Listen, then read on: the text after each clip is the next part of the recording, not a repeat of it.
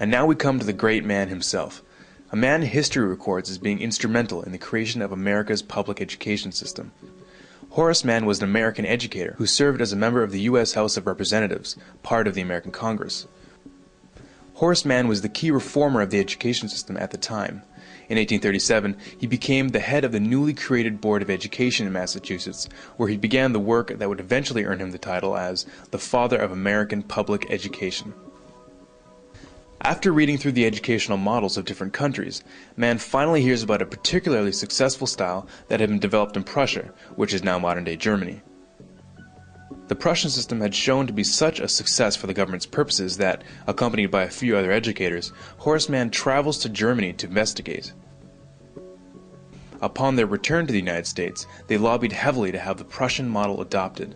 All in favor, say aye. Interest in Prussia had also been growing in the northern half of the continent. Around this time, the Canadian Superintendent of Schools, Egerton Ryerson, traveled to Prussia in search of a new model of education. His journeys also included visiting Horace Mann in Massachusetts to further examine the system he would eventually adopt. George Brown, the editor of Toronto's Globe newspaper, was even quoted saying that Ryerson had successfully imported Prussian education into Ontario. During the next 30 years or so, a whole line of American dignitaries came to Germany to earn degrees. Interestingly enough, those who earned degrees in Germany came back to the United States to staff all the major universities. By 1900, all the PhDs in the United States were trained in Prussia. As the first secretary of the State Board of Education, Horace Mann promoted his new concept that the state is the father of children. He stressed that it was the responsibility of the state to ensure that education was provided for the child. A very noble idea, of course, but what exactly did he mean by that? And how did he define education? It seems like a very broad subject. It is a very broad subject.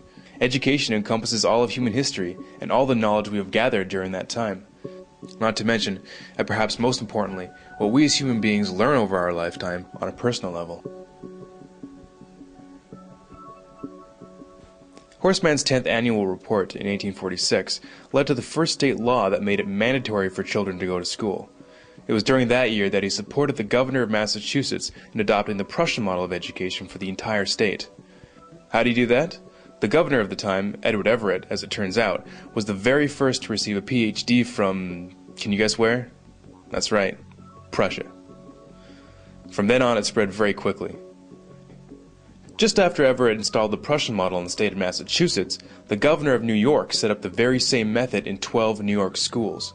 Horace Mann's sister, Elizabeth Peabody, of the Peabody Foundation, saw to it that right after the Civil War, the Prussian system that was then being taught in the northern states was integrated into the conquered South. By 1900, most of the compulsory schooling laws that implemented the new system had been passed. From then on, every American child grew up under the Prussian system. So what exactly was the Prussian education system that everyone thought was so amazing that it just had to be adopted throughout the free world?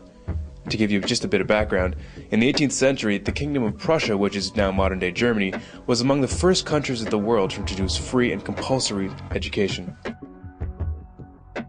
After the Prussians were defeated by Napoleon in 1806, it was decided that the reason why the battle was lost was that the Prussian soldiers were thinking for themselves in the battlefield instead of following orders.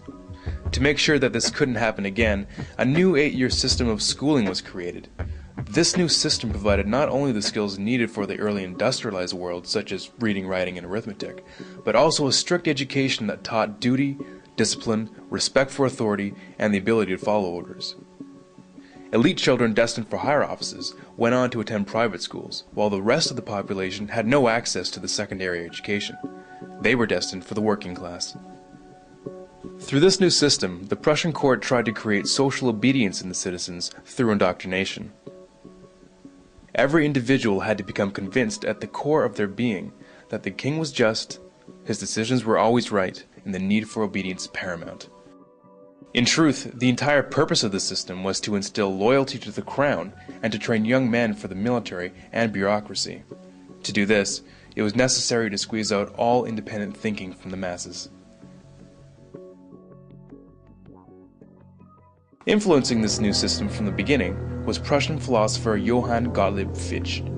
Combining John Locke's view that the children are a blank slate and Rousseau's ideas on how to write on that slate, Prussia established an educational system that was considered scientific in nature. An important part of the Prussian system was that it defined for the child what was to be learned, what was to be thought about, and how long to think about it. In order to have an efficient policy-making class and a subclass beneath it, it was believed that one had to remove the power of most people to make sense out of the available information. In other words, critical thinking had to be done away with. Now, if you're wondering why the average person doesn't know that the North American education system is based directly on the Prussian model, it might just be because its original purpose was not designed for the good of the individual, but for the good of the government.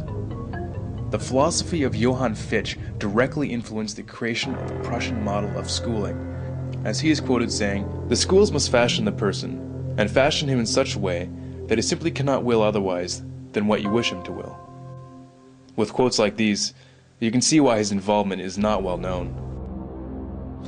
Education should aim at destroying free will, so that after pupils are thus schooled, they will be incapable throughout the rest of their lives of thinking or acting otherwise than as their schoolmasters would have wished.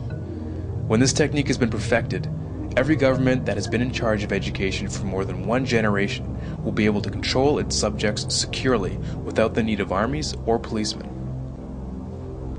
In 1807, in a Berlin occupied by Napoleon, Johann Fichte gave a series of famous addresses to the German nation.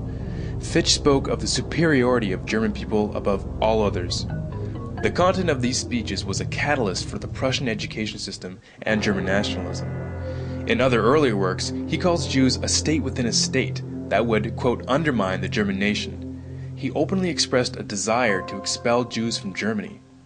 Fichte had a deep influence on the rise of the Third Reich, and continues to be deemed, quote, the spiritual father of modern neo-Nazism.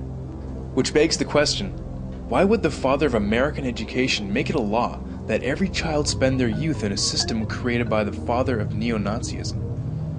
Historians reflect that one of the greatest social factors that allowed a man like Hitler to rise to power was that the German people had been bred from birth to respect authority above all else and accept it without question. Which begs another question. If the entire population of North America is raised in a system adopted from pre-Nazi Germany, what are we setting ourselves up for?